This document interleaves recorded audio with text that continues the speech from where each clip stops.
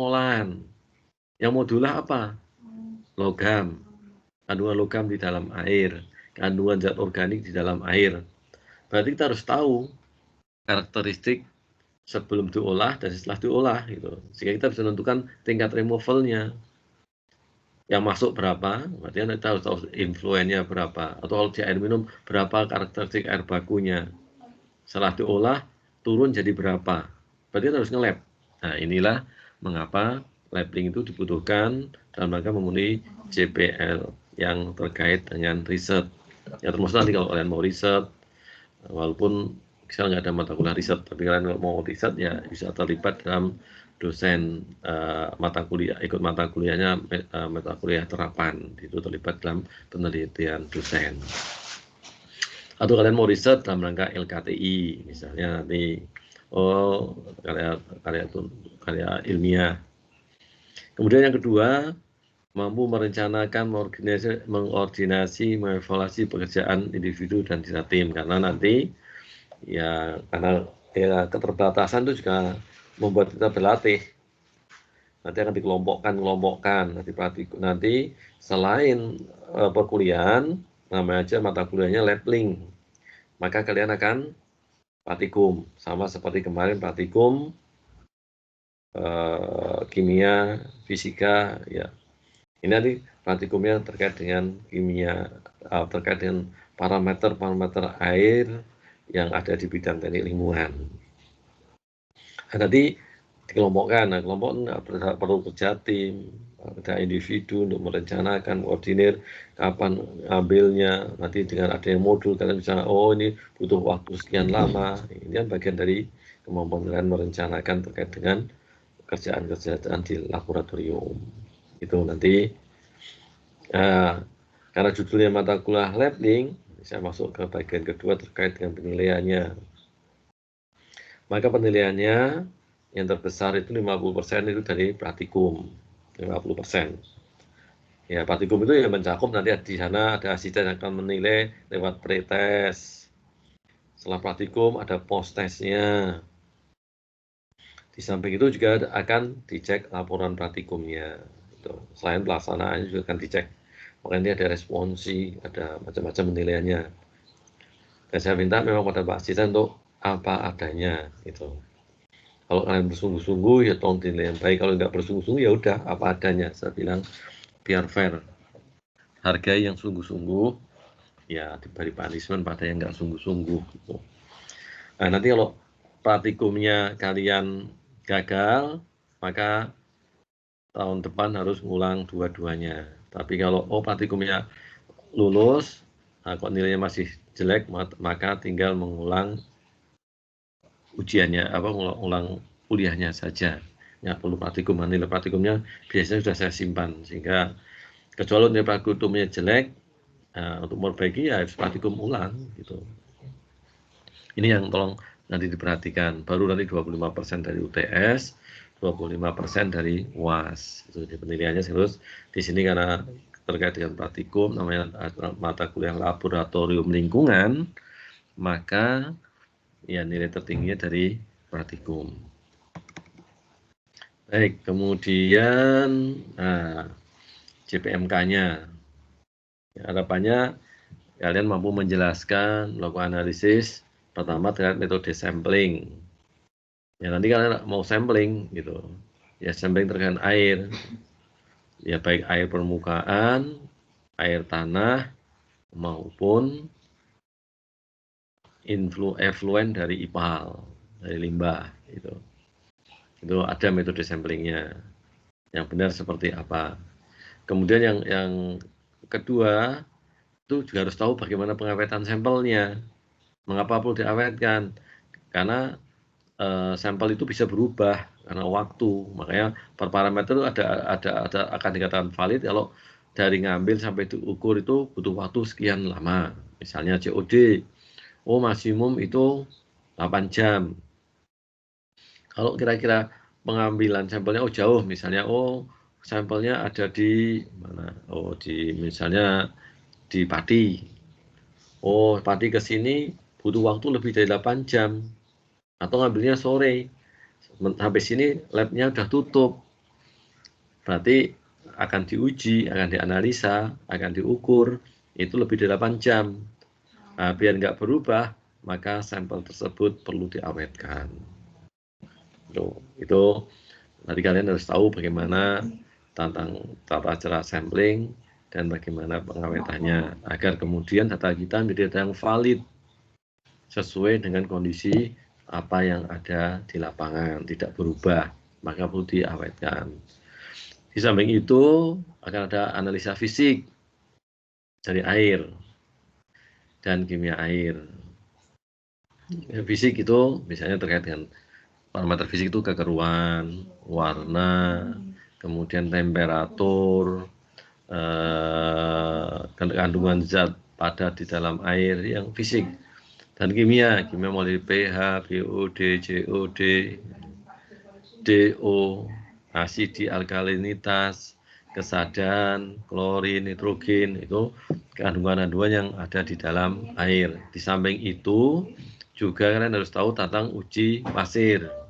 Mengapa pasir perlu diuji?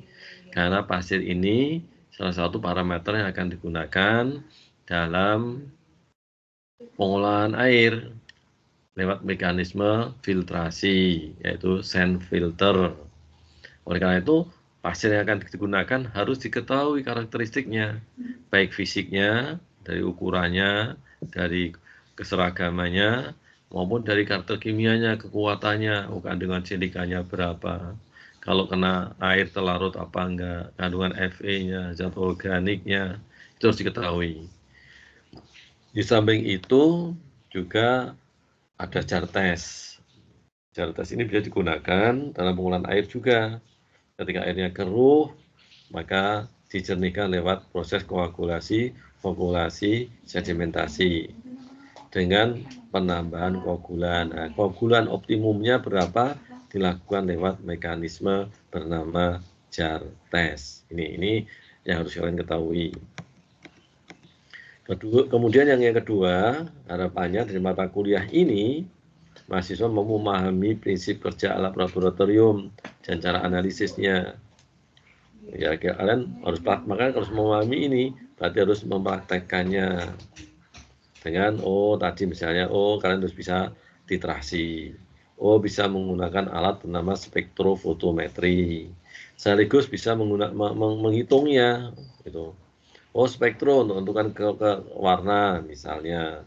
Berarti warna, satuan warnanya apa, asubansinya berapa, atau COD bisa lewat titrasi, bisa lewat spektrofotometri.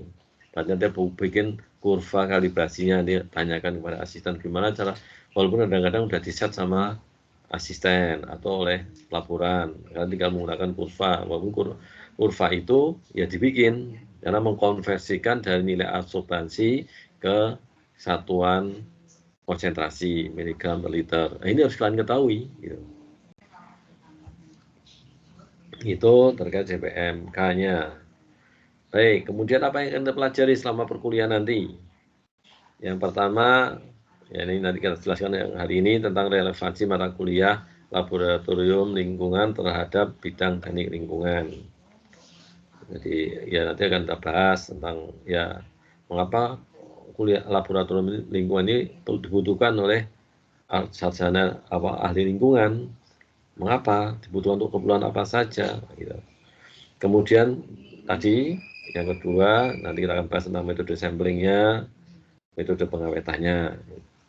Kemudian parameter fisik, kita akan melakukan pengukuran menjelaskan tentang temperatur, rasa bau, warna, kekeruan, daya hantar listrik, kandungan zat padat di dalam air, ada yang namanya TDS, total dissolved solid.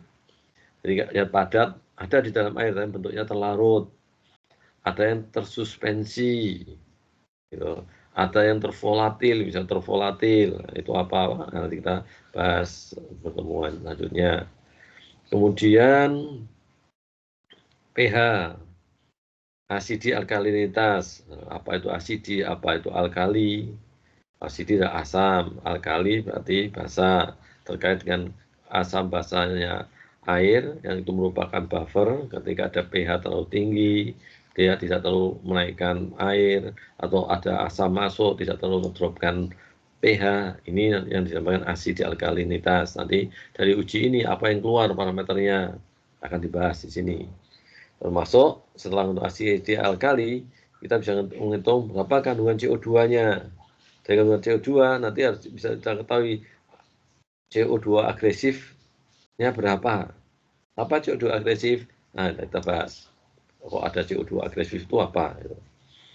Termasuk kandungan oksigen, dissolve oksigennya, kandungan air, kelarutan oksigen di dalam air.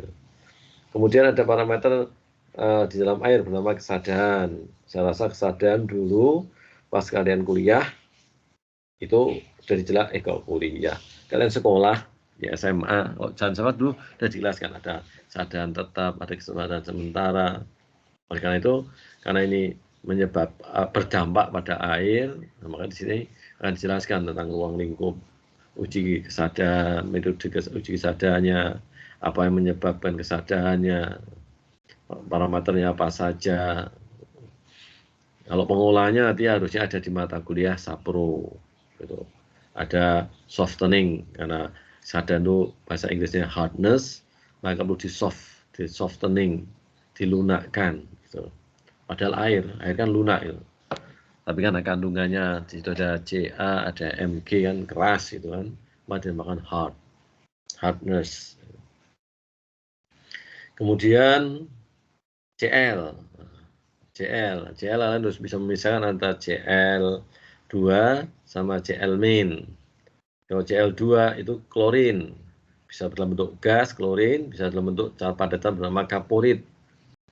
Sebenarnya dia adalah oksidator, sebagai oksidator.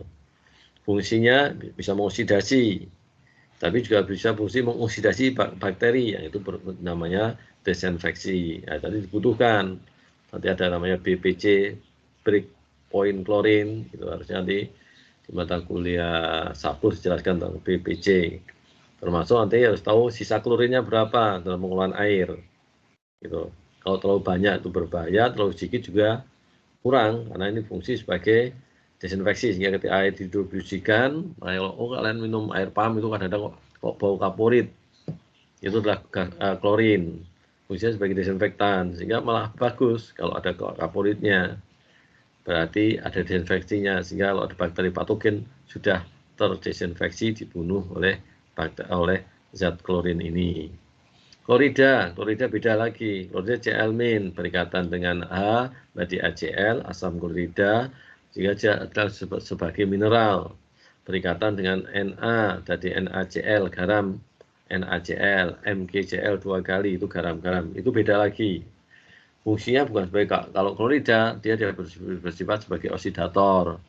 Tapi sebagai mineral, yang itu diantaranya adalah sebagai indikator pencemaran. Yang akan dibahas di pertemuan ke-8. Kemudian unsur N nitrogen, akan dibahas tentang siklus nitrogen.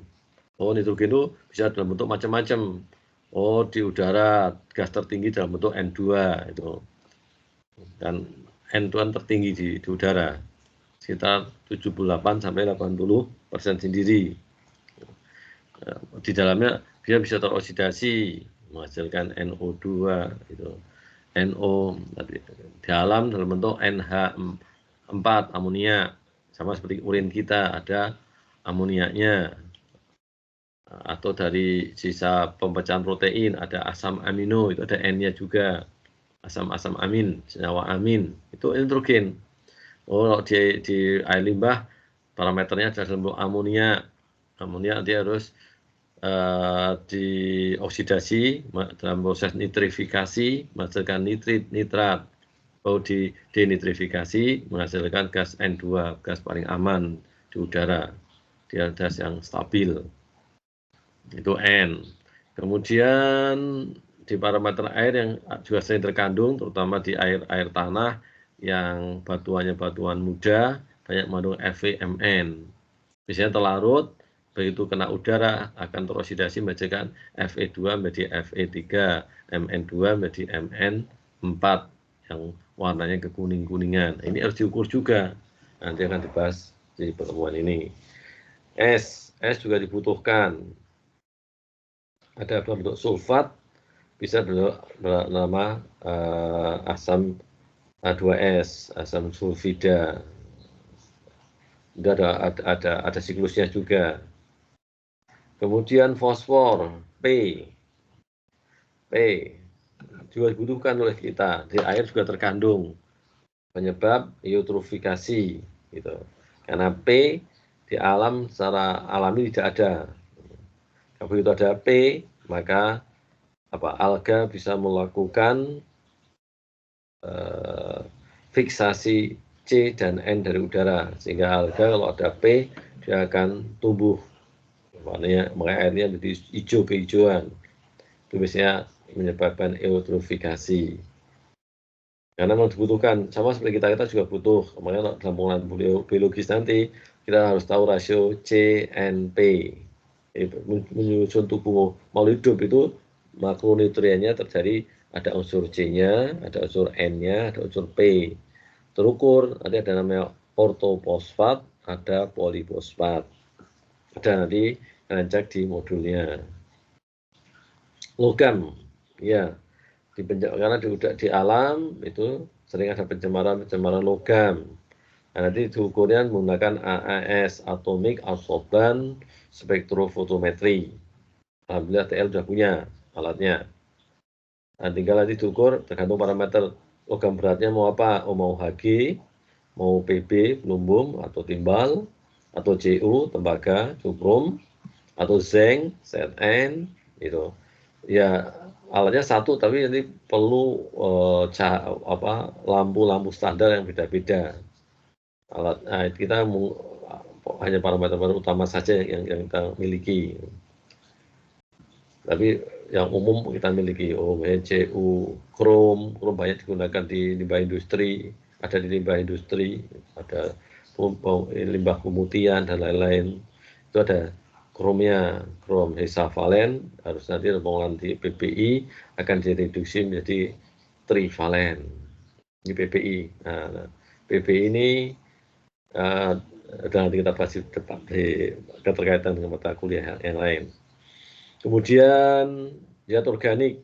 Nah, zat organik itu terukur dalam bentuk COD permanganat, itu sebagai zat organik.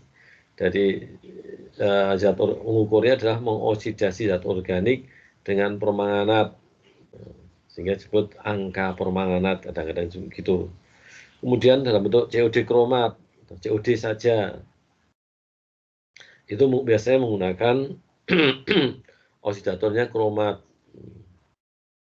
Itu yang umum. Jadi hanya COD, berarti itu mengukurnya pakai kromat. Itu. Kalau zat organik itu COD permanganat atau angka permanganat. Kemudian BOD itu yang biodegradable, yang biochemical oxygen demand, meskipun judulnya adalah kebutuhan oksigen untuk proses biokimia, sebenarnya itu menunjukkan jumlah zat organik yang bisa terdegradasi secara biologis. Kalau COD secara chemical. Kalau chemical mengoksidasinya dengan zat kimia, yaitu kromat dan permanganat. Kemudian ada dalam bentuk zat organik terukur dalam bentuk TOC, total organic carbon. Ini alatnya mahal. Dan TL alhamdulillah juga sudah punya juga tentang TOC. Walaupun kalian praktikumnya paling banter kalian demo, gitu. Demo ditunjukkan oleh asitan cara menggunakan gini gitu. Karena belum familiar juga, sangat jarang digunakan. Terus pasir, tadi sudah saya sampaikan, uji pasir, baik kimia maupun fisikanya.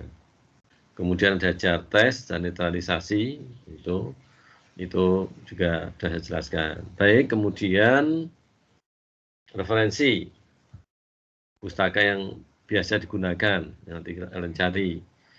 Ada metode penelitian air, ini kalangan alat dan Sri Sumesti Santika. Ini buku saya terbitan dari ITS.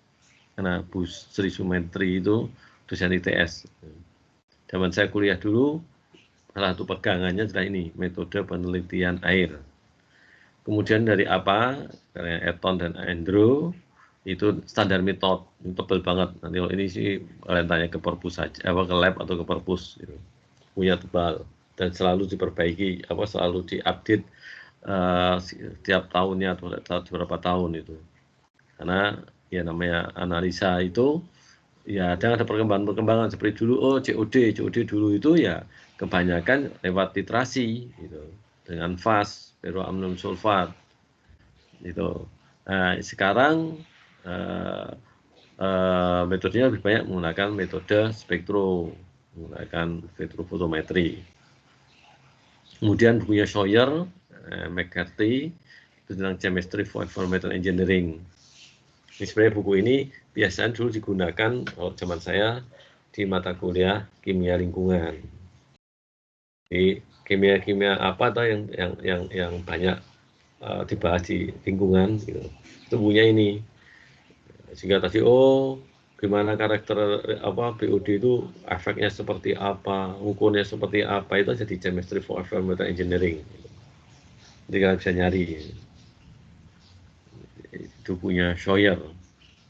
Itu di samping itu sudah ada yang Indonesia yaitu dalam bentuk SNI gitu. Kalian cari SNI-nya karena walaupun SNI juga mengadop dari sana sini juga gitu. Dari standar metode, dari metode air gitu. Jadi SNI bawahnya ada referensinya.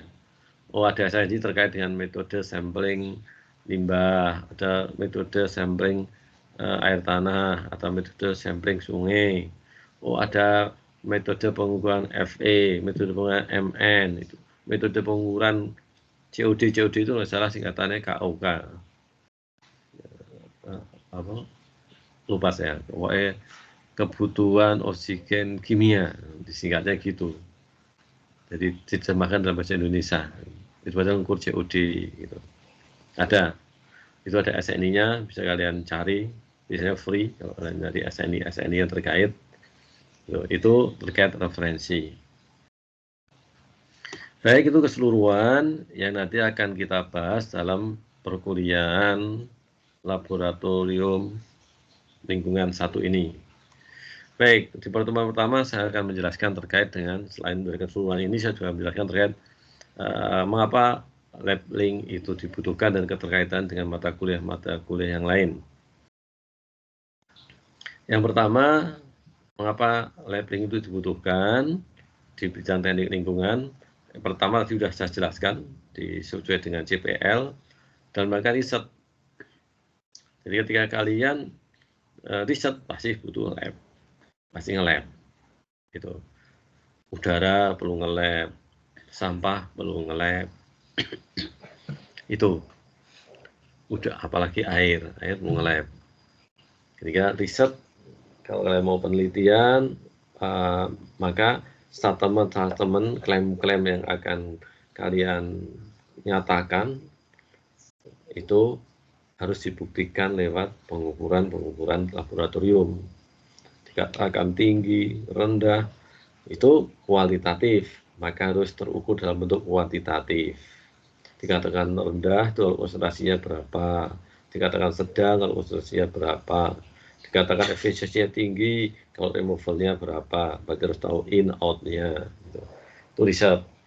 Yang kedua, ketika kalian mendesain, melakukan perancangan di air, misalnya di air. Kalian ingin mengolah air. Berarti menjadi air produk, air baku. Berarti kalian harus tahu karakteristik air bakunya. Gitu. TSS-nya berapa, kekeruannya berapa, COD-nya berapa, zat organik berapa. Mau nggak mau harus diukur. Gitu. Termasuk nanti ketika kalian bagian dari desain itu ada di TA, tugas akhir kalian. Maka ya memang bisa kalian mendapatkan data-data tersebut lewat data sekunder. Tapi data sekunder itu kan milik orang lain. Yang kita nggak tahu validitas dan keakuratannya. Gitu. Makanya kita dalam perancangan tetap meminta dilakukan sampling. Jadi kalau kalian TA harus sampling. Gitu, harus sampling, tetap harus mengukur, memverifikasi. Ya, mungkin datanya setahun yang lalu, 3 tahun yang lalu, 5 tahun yang lalu, data sekundernya, hasil pengukuran dari BLH, pengukuran dari dinas terkait itu. Nah, itu lama. Perlu diverifikasi saat ini gimana kondisinya. Jangan-jangan, oh dulu kualitasnya bagus, oh sekarang catchment areanya rusak, sehingga kekeruannya tinggi dan berubah. Sehingga kalau data kita nggak valid, nggak akurat, nanti desainnya jadi nggak akurat gitu. Termasuk dalam rangka penentuan kriteria desain, yaitu juga nanti kalian pelajari. Oh, kalian ada proses pengendapan. Kalian cek dulu pertama, gimana kandungan TSS dan keruannya. Oh, kekeruannya tinggi, hasil uji in-house-nya tinggi, maka harus mengajukan uji kolom settler 1. Nah, kolom settler ini terkait dengan mata kuliah SATOP. Nah, di SATOP kalian akan praktikum lagi. Uji kolom settler 1 dan kolom settler 2. Itu uji pengendapan, tipe pertama, tipe kedua. Harus uji kekeruannya, harus ukur TSS-nya. Latihan butuh di sini. Juga nanti, karena ketika kita mendesain nanti, kalian TA mendesain, teman-teman punya project, di buku-buku tuh, namanya kita desain tuh nggak angkanya fix, pasti berentang. Oh, waktu tinggalnya sekian sampai sekian, 1 jam sampai 2 jam misalnya. Nah, biasanya kalau desain kan, ambil angka tengah-tengah amannya 1,5 gitu. Padahal 1 jam, 2 jam sangat tergantung dari karakteristik airnya. Oh, airnya ini kandungan padatannya berat sehingga gampang mengendap. Oh, waktunya butuh 1 jam aja udah cukup, nggak perlu 2 jam atau 1,5 jam. Gitu. Karena ketika kita mendesain itu bukan hanya pertimbangan teknis saja. Dengan teknis itu menghasilkan produk yang memenuhi baku mutu, gitu. Tapi juga harus memikirkan bagaimana desain kita itu semurah mungkin, gitu. Nah, makanya desain itu berentang. Kalau kalian nekat ambil angka terendah, dengan terendah otomatis volumenya rendah, volumenya kecil, biaya investasinya rendah.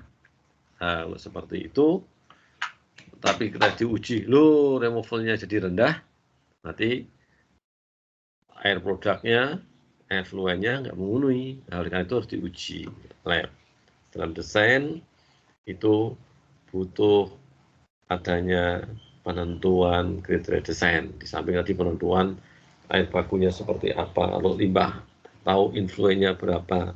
Dengan tahu itu bandingkan dengan standar. Dan bandingkan standar kita bisa tentukan unit-unit pengolahannya seperti apa. Tuh, yang kedua, kita butuh untuk pengukuran dibutuhkan ketika kita mau mendesain. Yang ketiga, lab link dalam bidang teknik lingkungan dibutuhkan terutama terkait dengan dokumen lingkungan. Dokumen lingkungan itu nanti kalian ada mata kuliah doklink gitu.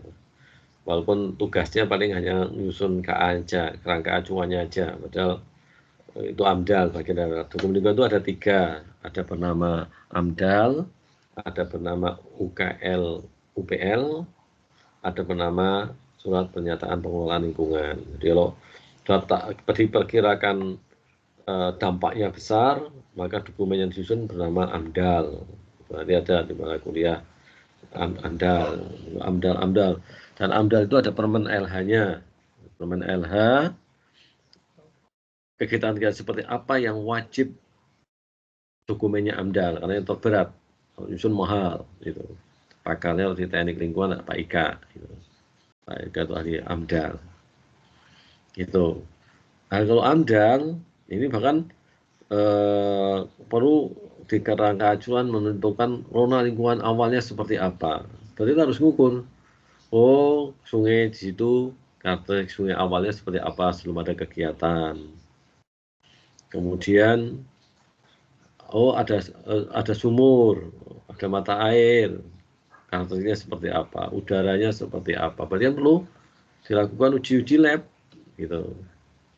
Termasuk uji lab akan dibutuhkan ketika nanti setelah kegiatan di dokumen lingkungan tersebut itu mengeluarkan kewajiban untuk melakukan pengelolaan dan pemantauan. Bukti bahwa pengelolaannya itu baik dibuktikan dari hasil pemantauan yang baik, maka dipantau. Oh, dulu sebelum kegiatan sungainya DO-nya 5 misalnya, atau mendekati 6 atau 7, karena masih bagus. Nah, ini setelah ada kegiatan, oh ternyata kegiatan tersebut menghasilkan air limbah. Nah, ternyata BOD-nya, COD-nya, DO-nya jadi turun. Nah, diidentifikasi. Nah, turunnya itu disebabkan oleh kegiatan ini atau kegiatan yang lain. Maka perlu dipantau. Gitu, itu pemantauan. Makanya di dokumen lingkungan di AMDAL itu ada RPL-nya, rencana pemantauan lingkungan. Kalau di UKL jelas ada UKL pengelolaannya, ada UPL pemantauannya.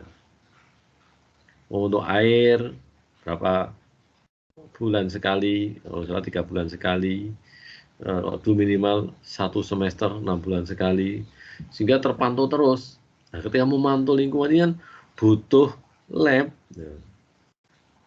Bahkan kalian harus mengetahui, oh kalau dokumennya berupa AMDAL, maka pengukuran tersebut harus dilakukan oleh lab yang terregistrasi di KLH atau disebut lab lingkungan. Persyaratan lab lingkungan itu apa? Harus loloskan dulu. Ya, LTL alhamdulillah sudah loloskan. Nah, kan itu jaminan mutu. Karena kalau lab yang sudah kan itu ada persyaratan-persyaratan yang ribet di situ. Dia sesuai dengan ISO 17025 itu. Jadi nyempelnya itu harus disampel diambil oleh petugas yang mempunyai sertifikasi, dinamakan PPC, petugas pengambilan contoh. Itu misalnya TTL itu Mas Andri sama Mas Pendi itu selaku PPC dan harus sudah melakukan uji sertifikasi, punya sertifikat lulus bahwa dia layak menjadi PPC. Karena ketika meskipun di sini kalian juga diajarkan tentang sampling, maka ada prosedur sampling yang benar itu. Nah, petugasnya harus bukan itu. Ini depan. Sebentar. Baru mau dikasih kecil kok Mas, ini mau Mas. Bentar ya.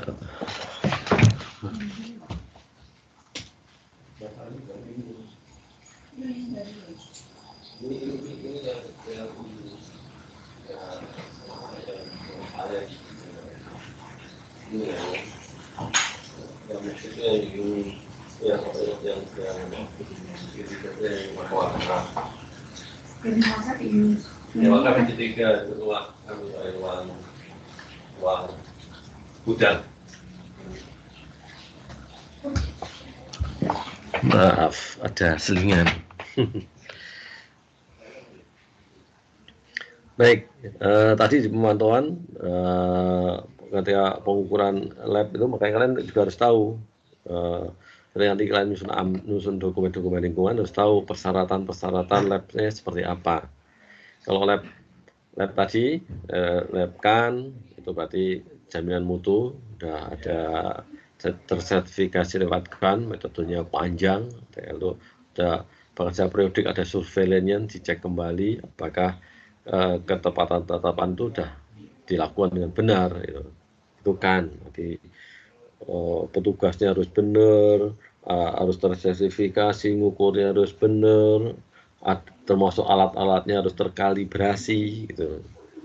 Jadi alat itu harus diuji sehingga ya sama seperti timbangan, kalau timbangan BMKG ya, kalau seperti Citera, Panera itu juga sama, harus dikalibrasi sehingga nggak benar terus. Sama seperti OPH harus dikalibrasi dengan buffer, ada buffer 4, 7, sehingga ketika masuk ke 7 harusnya betul 7, kalau melenceng berarti harus dibenarkan.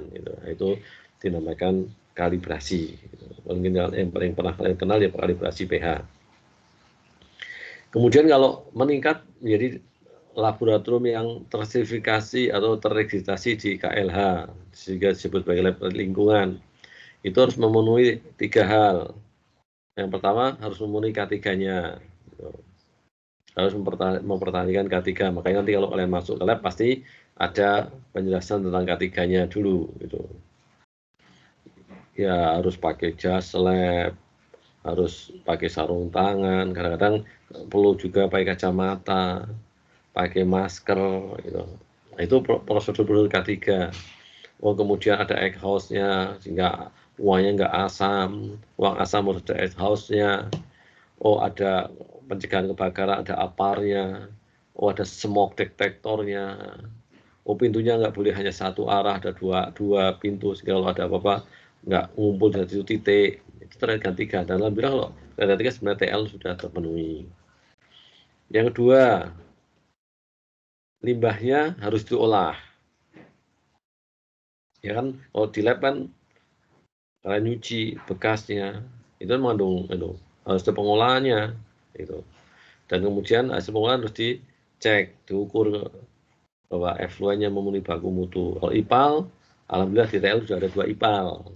IPAL yang pertama yang di bawah itu sumbangan angkatan 99, Pak Habibie itu namanya.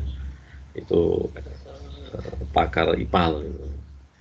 Itu MBBR namanya, pengolah di bawah itu. Kemarin dapat lagi yang kedua dari alumni S2, itu prosesnya biofilter, ya, dekat dengan lab itu. Cuma masalahnya limbahnya belum banyak sehingga ya harusnya kalau pengolahan biologis itu harus kontinu karena limbah itu berfungsi sebagai makanan bakterinya. Kalau nggak ada makanannya bakterinya juga mati.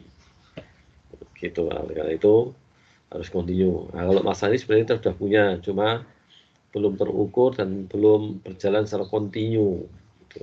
Itu harus punya IPAL dan dibuktikan bahwa keluaran dari IPAL memenuhi baku mutu.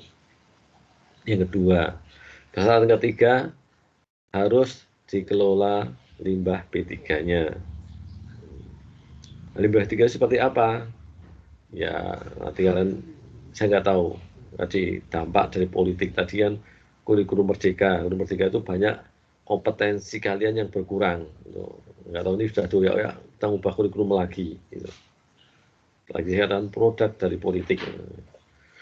Kurikulum merdeka kan Pak Menterinya itu orang bisa berkarya di luar kompetensinya, gitu. Dengan nggak tahu jurusannya apa, kemudian dia buka membuat startup bernama Gojek, ya, bapaknya Gojek, ya, Pak Mas Nabil Makarin, jika dia inginnya ya seperti dia, gitu. Nggak punya latar belakang, mohon maaf, nggak punya latar belakang pendidik, sehingga akhirnya muncul kurikulum merdeka. Saya sih baik, ya. Saya katakan baik. Kalian kalau nggak bidang TL, kalian karena punya kompetensi yang lain, maka bisa bekerja di tempat yang lain itu. Tapi dengan berkurang 18 SKS kalau magang itu kan pilihan kan, kalau magang ambil 18 SKS itu berkurang 18 SKS, akhirnya ada mata kuliah wajib yang jadi mata kuliah pilihan, diantaranya PPI gitu. Saya nggak tahu kalau B3 jadi masih wajib apa enggak. Googling sekarang menjadi pilihan tapi wajib. Karena di kompetensi tadi CPL itu ada hukum mana ya?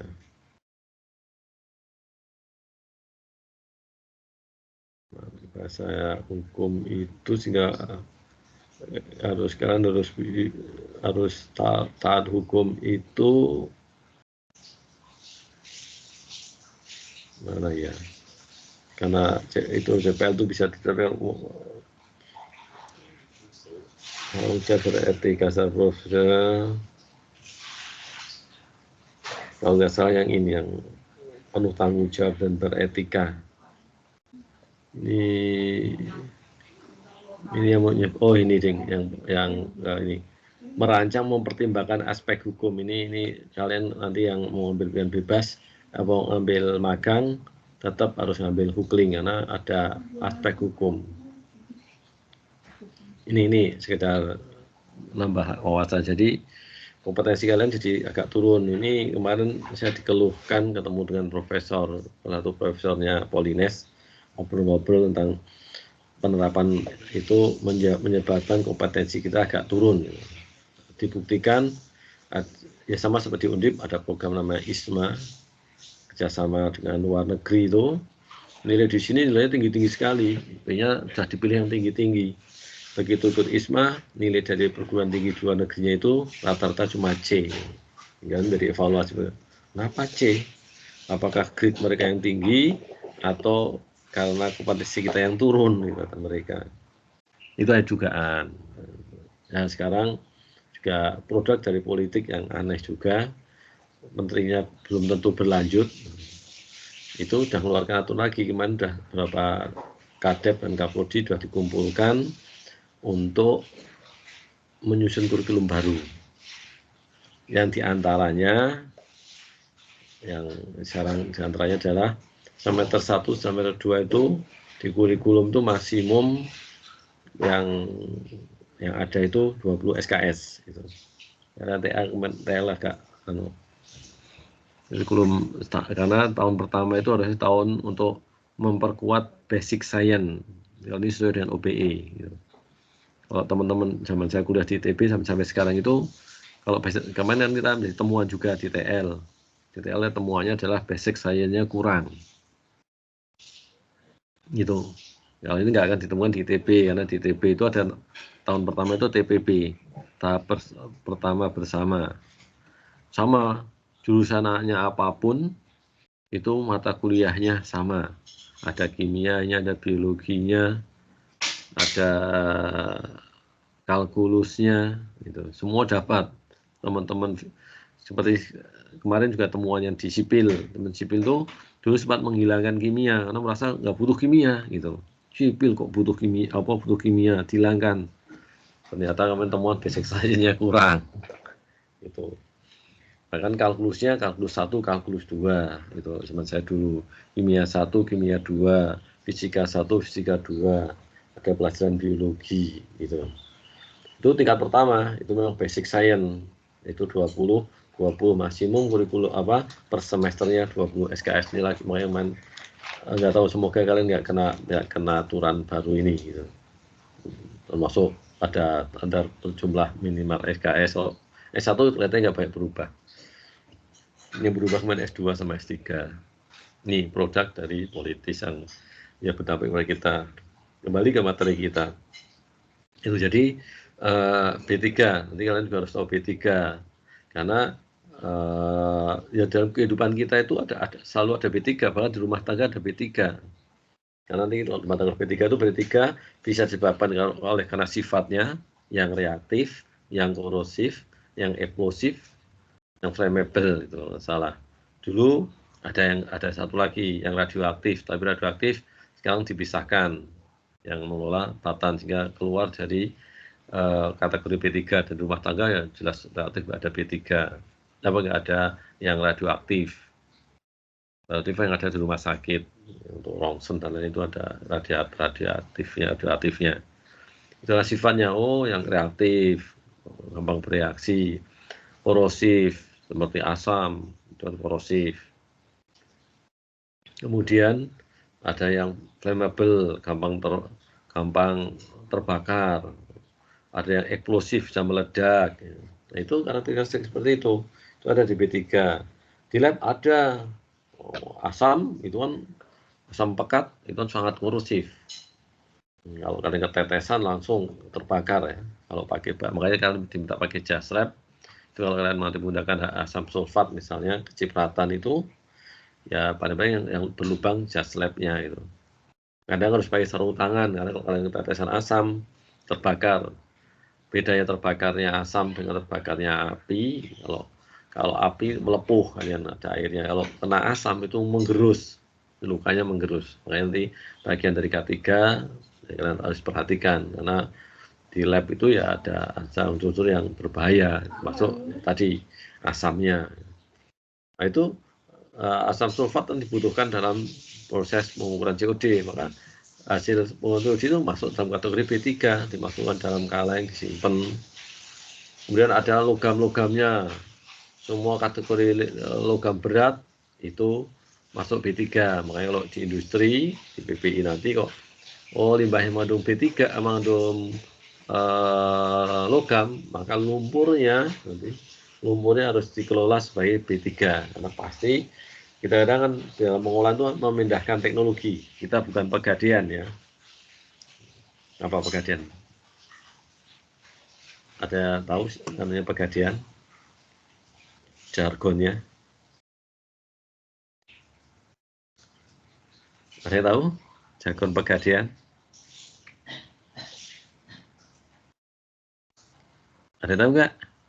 Mengemaskan Indonesia bukan Tidak Pak? tahu. Menyelamatkan Indonesia.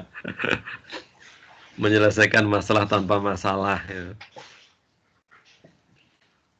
Ya, di pengolahan kita kadang memindahkan masalah treatmentnya itu dari udara, misalnya ada APC kan, air protection control, diantaranya pakai mekanisme wet chamber itu, disemprot air, akhirnya kandungan pencemar di udara terabsorb, akhirnya udaranya bersih, tapi pencemarnya pindah ke air, airnya perlu diolah. Di air juga demikian.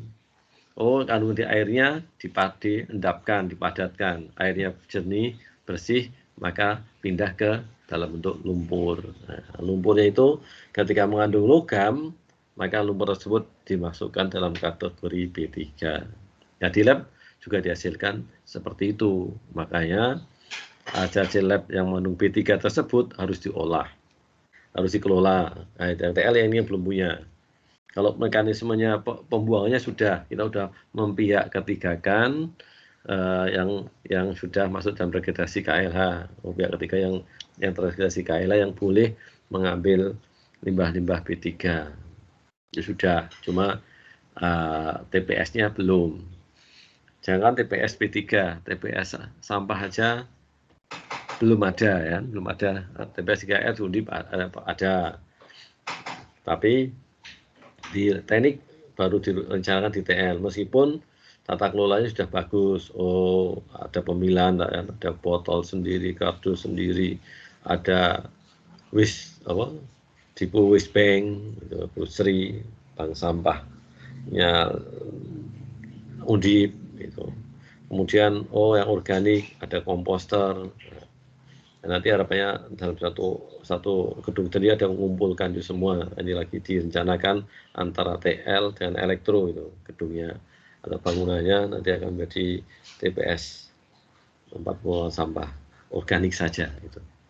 Itu terkait dengan bidang lingkungan. Jadi dalam dokumen lingkungan itu membutuhkan lab untuk mulai dari zona lingkungan awalnya sampai ke pemantauannya.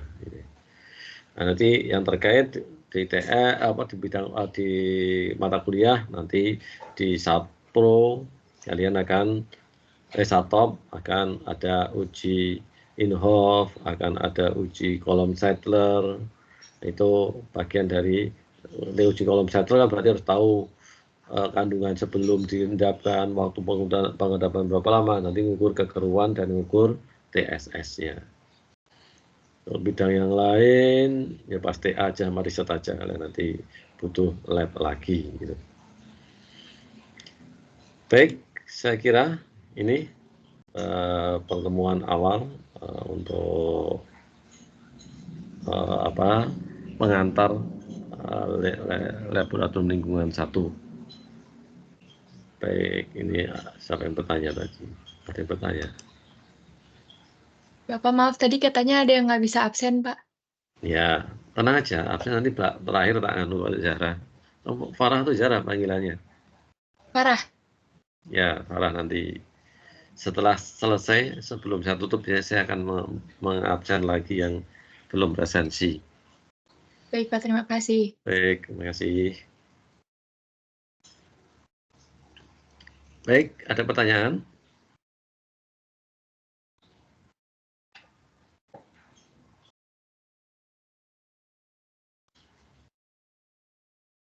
Sudah tergambar lab linknya.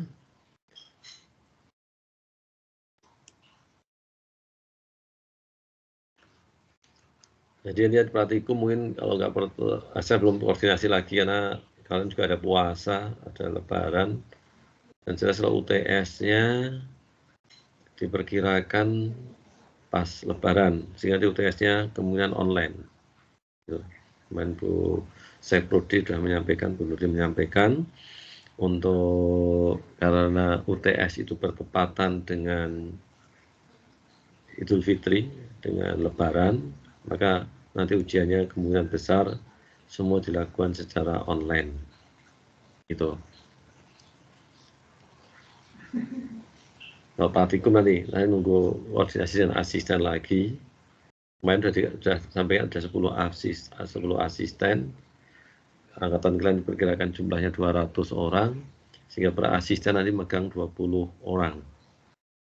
Itu pengelompokannya itu. Pengelompokannya nunggu dari asisten.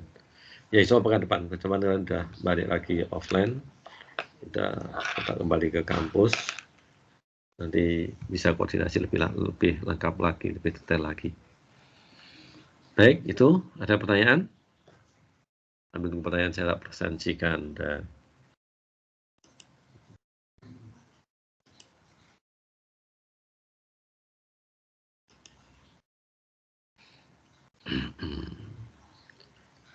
Teresia Hotria Sitanggang, Bunga Husnul Khotimah. Hadir, Pak. Yaskia Edrarista, Vinola Patricia Manulang. Hadir, Pak. Imelia Suci Putri Imri.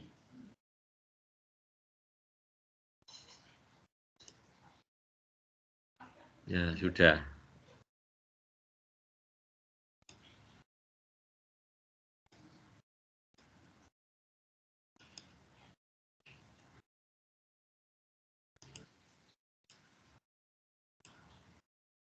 Maaf, Pak.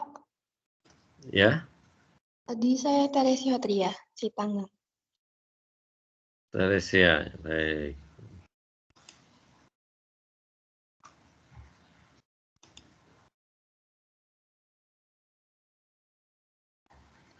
Ya, baik, Teresia sudah saya presentasikan.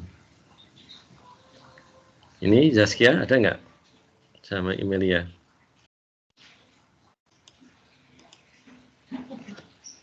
Nggak ada ya? Ya udah, baik, nggak apa-apa. Baik, ada pertanyaan nggak? Sebelum saya tutup.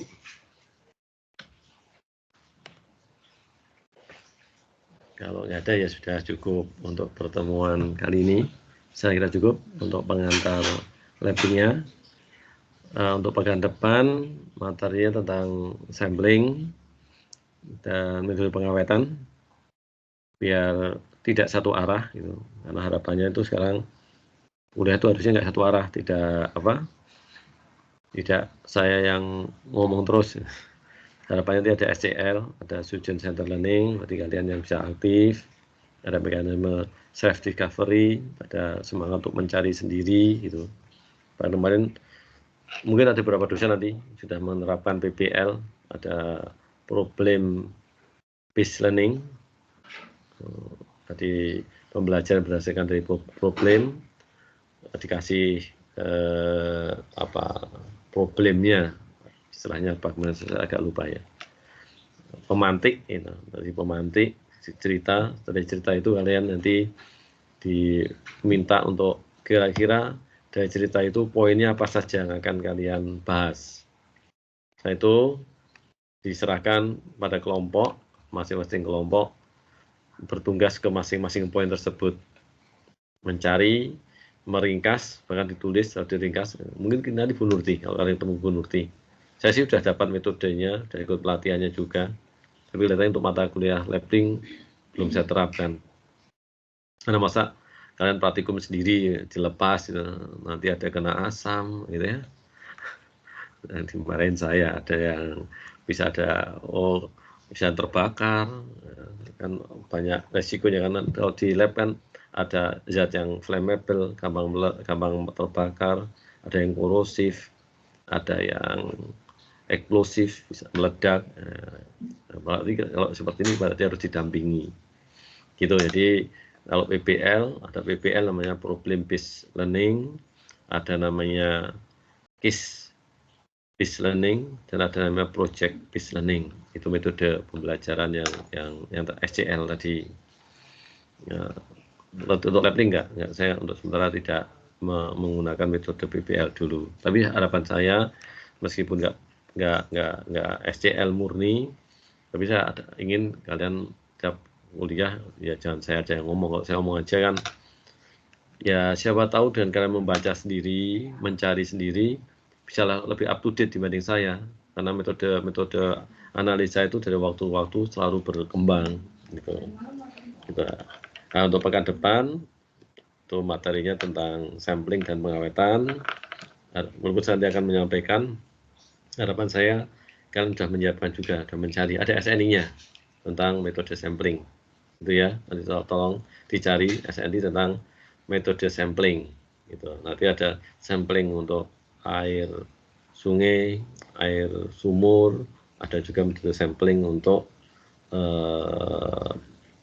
IPAL. Termasuk juga di dalamnya juga metode pengawetannya. Gitu. Baik, ada pertanyaan? Kalau enggak, saya kira cukup untuk pertemuan kali ini. Saya ucapkan terima kasih atas perhatiannya semuanya. Semoga sehat semuanya. Pekan depan balik ke Semarang, sehat, bisa kuliah lagi secara offline. Baik, saya kira demikian untuk pertemuan kali ini. Saya ucapkan terima kasih. Mohon maaf kalau ada yang salah. Saya akhiri. Assalamualaikum warahmatullahi wabarakatuh. Selamat pagi semuanya. Waalaikumsalam warahmatullahi wabarakatuh. Selamat pagi, Pak. Terima kasih, Pak. Terima kasih ya.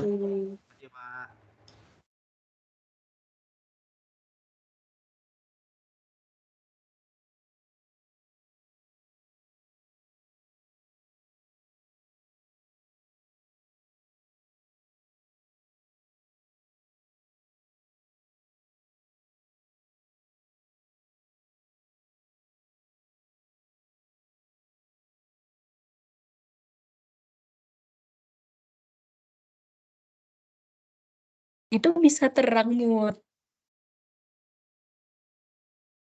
Ini harus Mood lain kali nggak dimajuin usah on Iza cam, Mood. mukanya. Serem sumpah mood.